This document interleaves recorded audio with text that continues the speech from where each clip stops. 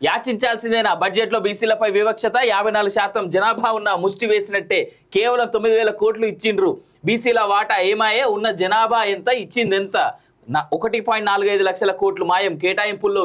విక్షత దేనికి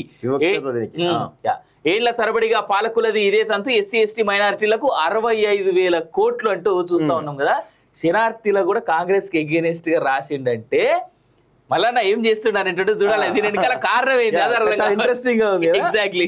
ఒక అధికార పార్టీ ఎమ్మెల్సీ ఈ రోజు ఆయన సొంత పత్రికలో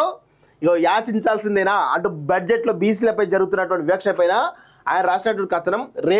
రేపటి రోజు రాజకీయాల్లో మార్పులకు దుమారానికి ఏదైనా కారణం కావచ్చేమో అనేటువంటి అనుమానాలు నాకైతే కలుగుతా ఉన్నాయి చూడాలి మరి పాలకులు మారారు ప్రభుత్వాలు మారాయి అయినా బీసీల బతుకుల్లో మాత్రం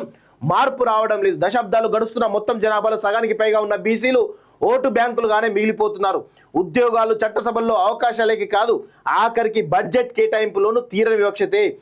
పిడికేడు జనాభా సైతం లేనోళ్ళు సగానికి పైగా ఉన్న బీసీలు ఏలుతుంటే అత్యధికంగా ఉన్న బీసీలు మాత్రం ఇంకా యాచించే స్థాయిలోనే ఉండిపోయారు ఇది పాలకుల లోపమా బీసీలకు శాపమా పోరాడితే పోయేదేం లేదు బానిస సంఖ్యలు తప్ప అని ఓ ప్రముఖ కవి చెప్పిన చందంగా బీసీలు ఏకమై సంఘటిత పోరాటం చేస్తే తప్ప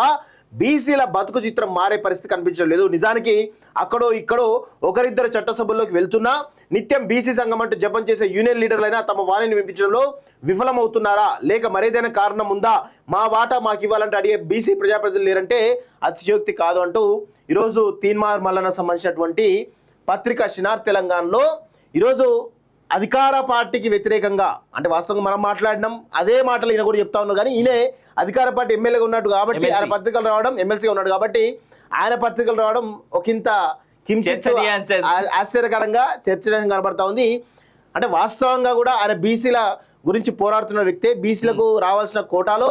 మాట్లాడడం తప్పలేదు కాకపోతే ఆయన అధికార పార్టీ ఎమ్మెల్సీ గురించి మాట్లాడడమే కొంత ఇంట్రెస్టింగ్ కనబడతా ఉంది